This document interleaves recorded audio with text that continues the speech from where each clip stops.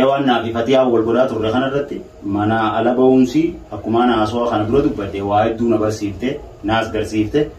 saniifuu waan akkasitti anis lama dandeebi'u asumaanis mana deebi'uu irratti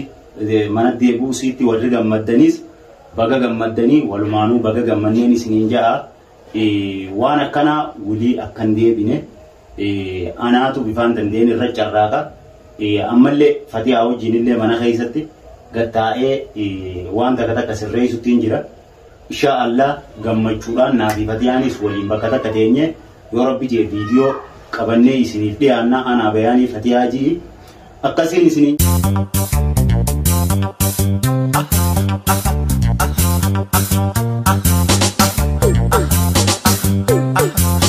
tapi hordoftoota killeetu ara killeetu dhufee jira wanni qabadee isiniif dhufe maal jechuun keessan waan hin oolne kanarra warreen Oromoo taatanii amantaa biraa qabdanillee kiristaana taatanii waaqeffata taatanii baga nagaan nooyitan isiniin jecha nuti illee nuunoo guyyaa waan babbareedaa qabannee isiniif dhufaa jirra arraan tana baartu maali wanni inni jee an duraan maa'u hayyama fatiyaatiin ala fuudhuun kiyyaa dogoggora dogoggora ta'uu osoo beektu maaliif fuute duraan osoo isin waan isin hin jaalanne waan isin hin feene osoo beektu maaliif fuute maal akka fuute yoonii fi dhugaadha fatiyaan hayyama sii goote fuudhi isin jette dhugaadha fuudhuuf mirga qabda akka isin jaalattutti akka isin gartee si dura deemtee si jechuudha akka isin feetutti siraa fuute okeedha jee yaadana qabataa kayyatti kanarraa waan isin hin feene yookaan dhalaa takka ta'e isin hin feene arra ol kaateeti fuudhuun waan barbaachisu garuu bakka kanatti namni isaa intarfii godhallee eenyu yoo ta'an masaanuutu bi isaa soos kanarraa jaalatamtootaa fi hordoftoota keenya dhugaa waan takka osoonii fi jechuudha waan namni hin feene takka dalagu osoo hin ta'in jechuudha osoo isin ta'isiif yookaan isiif taatu taalaa amala isiif ta'e yookaan dura deemtee itti fuudhuu dandeessa jechuudha isin kanarraa an hayyama isiitti ala yookaan ilillii fuudhuun kan dogoggora kiyyaa jeetti jira kanarraa mee eega fatiyaan ijoollee keessaa deemtee ati maaltu si mudatee yookaan rakkoo akkamtu si mudatee jechuudhaan gaggaafatuudhaan gaaffii jajjabduu yookaan babbareedduu takka haasawisee jira. Kanumarraa asumaan illee maashaallah baay'ee takka garuu namatti tola iddoon illee gaafuma daawwallee godhaatuma kun warraan tana viidiyoo ajaa'ibaa takka masaanuutu intarfii ajaa'ibaa nuuf godhee jira baar kanarraa mee ijoollee tante hanga gartee fatiyaan si biraa deemta kana maaltu si mudate jeeti gaafatee kanarraa kanuu jaalatamtoota fi hordoftoota keenya wanni inni jeen ijoolluma tanaa'u maal jeen hanga gartee guyyaa lamaan kana keessatti waan googaa haati teessuun argeetin jira ijoollumatti yaanu guyyuma lamaan kana keessa ijoolleetti yaanu kunoo harruma wal barreeyye Oma kan na qofa jirta. Waan hin taane daleetee ijoollee keessa haadha manaa baaftee arraan tana ijoollumatti yaa'u harruma wal barree duraan hin beektu duraan hin beektu ijoolleen garteetuma takkuma takka dhufteetuma diiwaan afaatti baabaasin jettee si waamu malee waan ijoollee qabdee hin beektu naaf fakkaate hawa dhugaan argine hawa silaan akka mataa kiyyatti dhugaa na gaafattanii hoggaa inni kana yoo tana fatiyaan silaa baatii takka faalama faateese